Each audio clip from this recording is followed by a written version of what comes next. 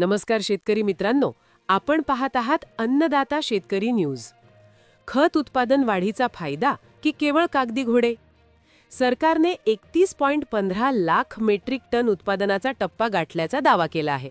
पण एक सजग अन्नदाता म्हणून आपल्याला यातील गुंतागुंत समजून घेणे गरजेचे आहे. चला तर मग करूया या दाव्याचे सखोल विश्लेषण. 1. उत्पादनातील वाढ. आकडे काय सांगतात? सरकारचा दावा आहे की रामागुंडम, सिंद्री, बरौनी आणि गोरखपूर येथील कारखाने सुरू झाल्याने उत्पादन वाढले आहे. हे तांत्रिकदृष्ट्या खरे आहे. 2014 मध्ये आपण साधारण 220 लाख मेट्रिक टन उत्पादन घेत होतो, जे आता 315 लाख मेट्रिक टनवर पोहोचले आहे.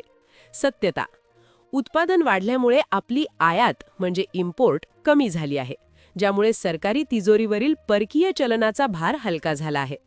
2. Nano urea. क्रांती की सक्ती? सरकार पारंपरिक युरियाऐवजी नॅनो युरियावर भर देत आहे. कागदावर हे तंत्रज्ञान प्रगत वाटते, पण जमिनीवर काही प्रश्न आहेत. शेतकऱ्यांचा अनुभव: अनेक शेतकऱ्यांच्या मते नॅनो युरियाची कार्यक्षमता पारंपरिक दाणेदार युरिया इतकी प्रभावी वाटत नाही. सक्तीचा आरोप: अनेक ठिकाणी DAP किंवा युरियाच्या गोणीसोबत नॅनो युरियाची बाटली घेण्याची सक्ती केली जाते, ज्यामुळे शेतकऱ्यांचा खर्च वाढतो. 3. किमती आणि अनुदान म्हणजे सबसिडी. जागतिक बाजारात कच्च्या मालाच्या म्हणजे नॅचरल गॅसच्या किमती वाढल्या आहेत, तरीही भारतीय शेतकऱ्याला युरिया जुन्याच दरात मिळत आहे. विश्लेषण: सरकार यासाठी वर्षाला 2 लाख कोटी रुपयांहून अधिक सबसिडी देत आहे. उत्पादन वाढले असले तरी कच्चा माल म्हणजे गॅस अजूनही आपण मोठ्या प्रमाणात आयात करतो, त्यामुळे पूर्णपणे आत्मनिर्भर होण्यासाठी अजून बराच पल्ला गाठायचा आहे. 4.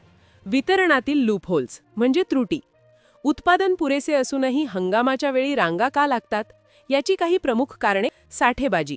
मोठ्या व्यापाऱ्यांकडून होणारी साठेबाजी कृत्रिम टंचाई निर्माण करते. काळा बाजार. खताचा वापर शेतीऐवजी औद्योगिक कामासाठी, उदाहरणार्थ प्लायवूड उद्योगात वळवल्या जाण्याची शक्यता नाकारता येत नाही. वाहतूक व्यवस्था. कारखान्यातून खत जिल्हा स्तरावर येते, पण तिथून सोसायट्यांपर्यंत पोहोचण्यात होणारा उशीर शेतकऱ्याची धांदल उडवतो. निष्कर्ष: वास्तव काय आहे? सरकारचा उत्पादन वाढीचा दावा सत्य असला तरी वितरण व्यवस्था अजूनही पूर्णपणे पारदर्शक झालेली नाही. उत्पादन वाढले म्हणजे टंचाई संपली असे होत नाही, जोपर्यंत ते खत वेळेवर आणि रांगा न लावता शेतकऱ्याच्या हातात पडत नाही. अन्नदाता न्यूजचा रोखठोक सवाल: जर उत्पादन 315 लाख मेट्रिक टन आहे, तर ऐन पेरणीच्या वेळी शेतकऱ्याला खतासाठी पोलीस बंदोबस्तात रांगेत का उभे राहावे लागते? या प्रश्नाचे उत्तर प्रशासनाने शोधणे गरजेचे आहे.